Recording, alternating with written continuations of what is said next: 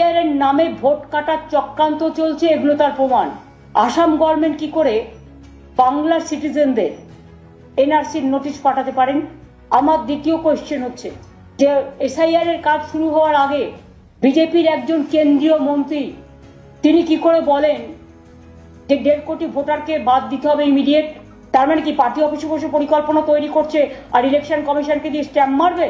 সাধারণ মানুষের নাগরিক অধিকার কারবার, অধিকার হরণ করবার, যখন মানুষ ফেস্টিভ্যাল মুডে আছে, যখন চারিদিকে দুর্যোগ এবং দুর্ভোগ, 2 মাসের মধ্যে সম্পূর্ণভাবে কমপ্লিট ভোটার লিস্ট প্রথম থেকে শেষ পর্যন্ত ডকুমেন্ট দিয়ে ইচ অ্যান্ড এভরিবডি, প্রত্যেকটা মানুষ গিয়ে তার ডিটেলস দেবে।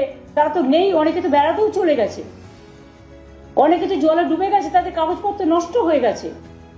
সুতরাং আমি মনে করি যে তাড়াহুড়ো করে যদি নাগরিকদের নাম কোনোভাবে বাদ দেওয়া হয় বিজেপির কথায়, কোন সম্প্রদায়কে যদি তার অধিকার হরণ করে নেওয়ার চেষ্টা করা হয়, সে রাজবংশী হোক, সে মতুয়া হোক, সে পাঞ্জাবি ভাই বোনেরা হোক, সে নেপালি ভাই বোনেরা হোক, সে গোর্খা ভাই বোনেরা হোক, সে বাংলার ভাই বোনেরা হোক, সে সংখ্যালঘু ভাই বোনেরা হোক, সে হিন্দু ভাই বোনেরা হোক।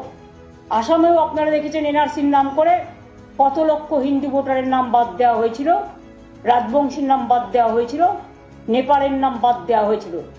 তাহলে আসাম গভর্নমেন্ট এনআরসি যখন নোটিশ পাঠাচ্ছে, তার মানে এটা এসআইআর না, এটা এনআরসি। সুতরাং আমি মনে করি এটা এসআইআর নয়, এটা এনআরসি করার চক্রান্ত চলছে। আমরা ধিক্কার জানাচ্ছি বিজেপি পলিটিক্যাল পার্টিকে এবং গভর্নমেন্ট অফ ইন্ডিয়ার এজেন্সিগুলোকে। এই বাংলা অধিকারের জন্য শেষ পর্যন্ত লড়াই করে ছাড়ে না। আর এর জন্য যদি মনে করেন যে এজেন্সিকে দিয়ে আমাদের বিরুদ্ধে অ্যাকশন নেবেন, we are ready to accept any action, but if there is a action there is a reaction also. আর একটা কথা বলে যাই, আহত বাঘ সুস্থ বাঘের থেকেও ভয়ঙ্কর। কাউকে আহত করবার চেষ্টা করবেন না।